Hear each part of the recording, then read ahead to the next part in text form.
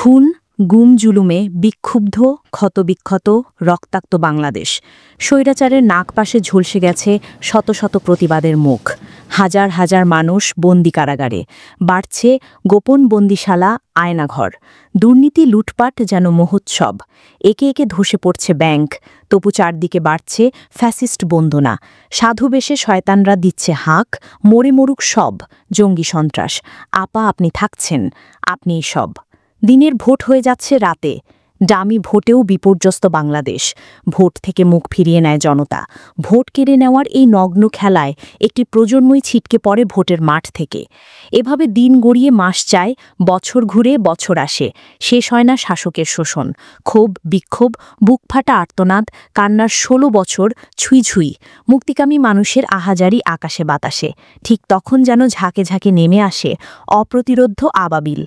জুলাই পদধ্বনি প্রহরে ততক্ষণে উত্তাল ঢাকা বিশ্ববিদ্যালয় থেকে শাহবাগ।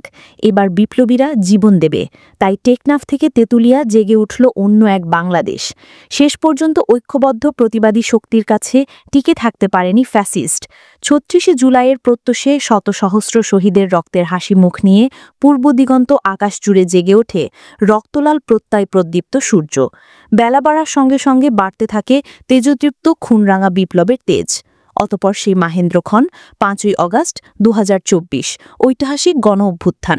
ভরদুপুরে লাখ লাখ মানুষের জোয়ার যখন গণভবনের পথে গণবিস্ফোরণ ঘটাতে প্রস্তুত, ঠিক তখন জনরোষ থেকে বাঁচতে স্বৈরাচারও সদল বলে দেশ ছাড়তে হন্ততন্ত। বিদায় শেখ হাসিনা, বিদায় আওয়ামী লীগ সরকার। ভারতের উদ্দেশ্যে হেলিকপ্টার যোগে পালিয়ে যান সাবেকে প্রধানমন্ত্রী। এভাবে সেদিন ইতিহাসের পাতায় নতুন একটি অবিশ্বাস্য ও শ্বাসরুদ্ধকর ইতিহাস লেখা হয়ে যায়। রক্তের অক্ষরে লেখা হয় জুলাই বিপ্লব ২০২৪। রক্তাক্ত সেই জুলাই জাগরণ যাত্রার বর্ষপূর্তির দ্বারপ্রান্তে বাংলাদেশ। চারদিকে বিপ্লবীদের লাল সালাম। হিসেব হবে, হিসেব নেবে এই জনতা। কি চেয়েছিলাম, কি পেলাম আমরা।